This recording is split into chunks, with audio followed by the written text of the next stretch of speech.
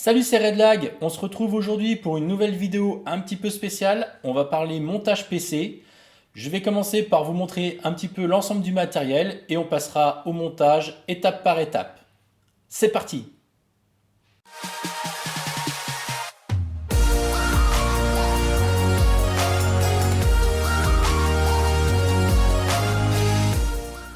Avant de commencer la vidéo, comme d'habitude, n'oublie pas de liker, de t'abonner à la chaîne et surtout d'activer la petite cloche pour ne pas louper la prochaine vidéo. On commence avec le boîtier Corsair 280X RGB, donc un boîtier au format micro ATX équipé de deux ventilateurs RGB en 120 mm. Voilà, plusieurs baies 2 pouces et demi et 3 pouces et demi pour les disques. La carte mère MSI Z490M Gaming Edge Wi-Fi au format micro ATX bien sûr. Donc c'est une carte pour processeur Intel de 10e génération sur socket LGA 1200.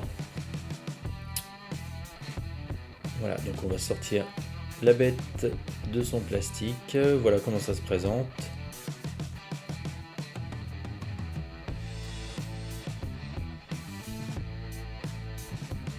L'emplacement pour le processeur, les 4 emplacements pour les barrettes de RAM. On va regarder ça un peu plus tard. Le processeur Intel i7 10700F, donc ça c'est un processeur qui n'est pas pourvu de contrôleur graphique, d'où le F. Donc ça nécessitera obligatoirement une carte graphique pour faire tourner le PC. Le 10700F, donc c'est un 8 cœurs avec des performances allant de 2,9 GHz à 4,8 GHz en mode turbo.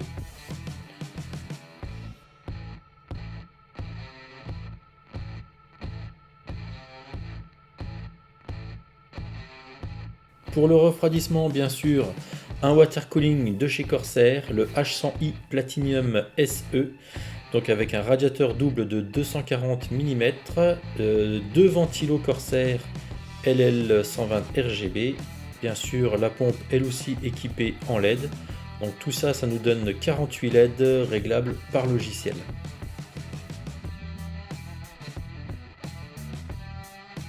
La pâte thermique XTM50 haute performance qui va aider à l'échange thermique entre le refroidisseur et le processeur. C'est livré avec un pochoir et un applicateur, donc voilà, moi je conseille plutôt de choisir cette pâte thermique plutôt que de laisser celle qui est déjà en place sur la pompe, qui n'est pas forcément de meilleure qualité. La RAM Corsair Vengeance RGB Pro de chez Corsair aussi, donc en 2x8 Go, DDR4 à 3200 MHz, afin de mettre un petit peu de couleur dans notre PC.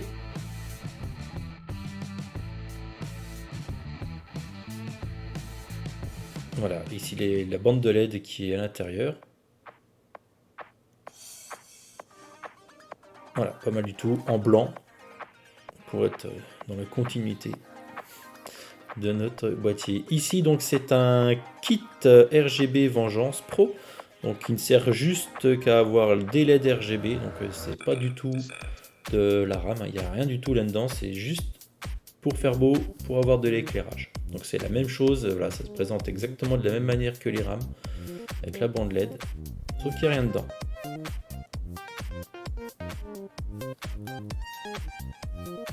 Un SSD de 250 Go au format M.2, donc qui servira de disque système avec Windows.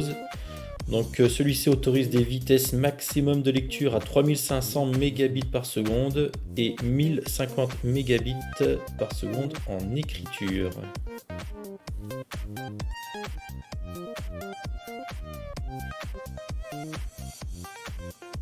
On complète avec un SSD 1 Tera Crucial MX500 2,5 pouces. Donc celui-ci a des vitesses beaucoup plus faibles, donc de 560 mégabits en lecture et 510 mégabits en écriture. Voilà, la partie stockage sera complétée en plus avec un disque dur de 4 Tera récupéré d'un ancien PC. La carte graphique MSI GeForce GTX 1660 Super Ventus overclockée à 1815 MHz. 6 Go de mémoire en DDR6. Donc à l'heure où je fais cette vidéo, il y a une grosse pénurie de cartes graphiques de dernière génération, donc les gammes RTX. Donc c'est impossible d'en trouver à des prix convenables. Voilà, j'ai donc choisi ce que j'ai pu trouver. Ça fera l'affaire pour ce que je fais. Je fais pas beaucoup de jeux gaming, mais plutôt de la vidéo. Ce sera parfait. Et en plus, elle est chouette. Elle est pas mal. Une alimentation gigabit P750 GM80 Plus Gold qui, comme son nom l'indique, donc délivre une puissance de 750 watts. C'est une alimentation entièrement modulaire, ce qui permet d'installer uniquement les câbles dont on a besoin. Voilà, équipé aussi d'un petit ventilo en 120 mm. Voilà, et ici, donc 750 watts, et ici toutes les prises qui vont nous servir à accorder nos différents câbles. Voilà pour le matériel. On va donc maintenant passer à l'assemblage de toutes les pièces. Alors on va commencer par mettre en place le processeur. Donc on ouvre l'épinglette, on soulève le petit capot. Voilà, faire bien attention de ne pas mettre ses doigts ici là sur les pins. On pose le processeur juste voilà comme ceci. On vérifie que ça ne bouge pas. Voilà, le processeur ne doit pas bouger, vous voyez. Ici, il est calé. Rien d'autre à faire. Donc il y a des détrompeurs, on ne peut pas se tromper de place. On repose le capot. On force sur la petite épinglette.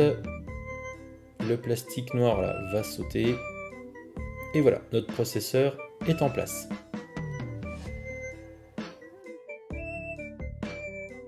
Voilà ici donc les 4 supports pour la RAM. Donc on ouvre bien voilà les petits OK afin de pouvoir y glisser les barrettes. Donc les barrettes, il y a un sens, il y a un détrompeur. Vous voyez ici une petite encoche. Voilà, si je la retourne, vous voyez que l'encoche là, ça ne va plus aller. Voilà, on ne peut pas se tromper. Donc avoir sur votre livret, voilà, sur la notice de votre carte mère, les emplacements sur lesquels il faut placer les rames. Donc ici, la première rame, voilà, bien enfoncée à fond, parce que les loquets se mettent bien en place. La première barrette et la deuxième barrette. On insère ensuite nos deux, je vais appeler ça des rames, mais c'est pas des rames, mais les deux kits lumière, voilà. Et c'est en place, on vérifie tout est bien fermé, loqué. Ici donc maintenant on ouvre l'emplacement pour le SSD en M.2. Voilà, donc derrière il y a ici vous voyez une protection, donc il y a un autocollant qu'il faudra enlever lors de la remise en place.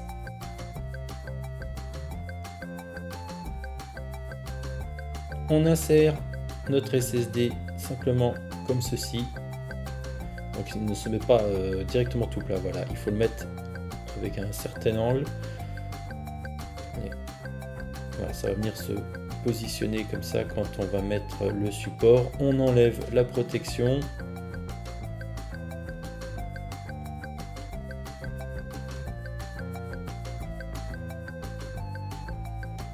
Et on positionne donc notre refroidisseur dessus. On applique une légère pression et on revisse. C'est pas plus compliqué que ça.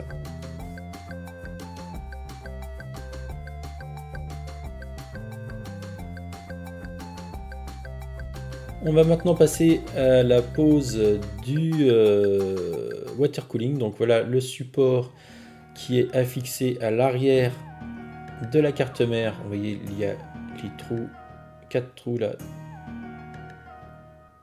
de fixation. Donc on va placer notre support derrière comme ceci et on va venir visser les 4 petites entretoises de l'autre côté afin de maintenir ça en place. Et les entretoises là vont nous servir ensuite à fixer la pompe. La mise en place de la carte mère dans le boîtier, donc bien vérifier ici que tous les supports sont en place en fonction de votre carte mère. Voilà, vous prenez votre carte, vous la posez simplement sur les petits plots. se met tout seul.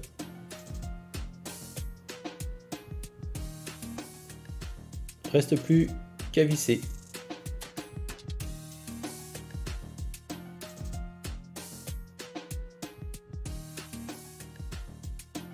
On passe maintenant à l'application de la pâte thermique. Moi j'ai choisi de l'étaler avec l'aide du pochoir et de l'applicateur.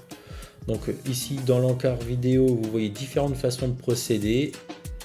Donc avec les performances obtenues, donc la façon numéro 4 et numéro 5 sont les meilleures, avec une température de CPU plus faible. Je vous mets le lien dans la description pour aller voir cette vidéo très intéressante.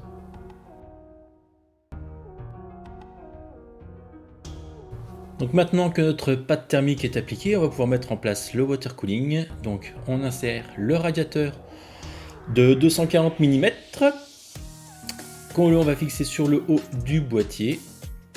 Ici vous allez voir, donc j'ai enlevé la pâte thermique sur la pompe. Voilà. Je la positionne sur les 4 petites entretoises et il ne reste plus qu'à les serrer.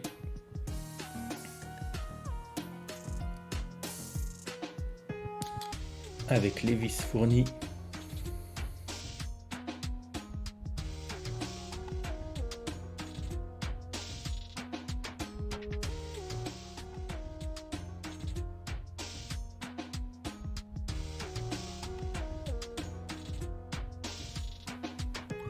Ensuite, la carte graphique à insérer dans son port PCI.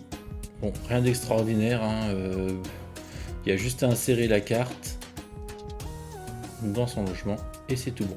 On fixe ça, c'est parfait. Ensuite, il faut passer à la partie câblage, donc je vais passer parce que ce n'est pas très intéressant. Voilà, il faut faire le ménage là-dedans, faire au mieux. Voilà ce que ça donne une fois terminé. Et voilà en fonctionnement donc les LED RGB, les rames,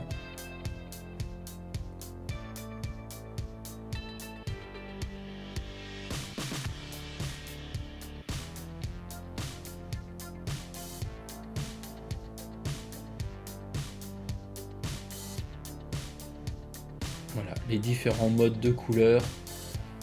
Tout est pilotable avec le logiciel iCUE de chez Corsair à télécharger. C'est déjà la fin de cette vidéo consacrée au montage de mon nouveau PC RGB. J'espère que cette vidéo vous aura plu.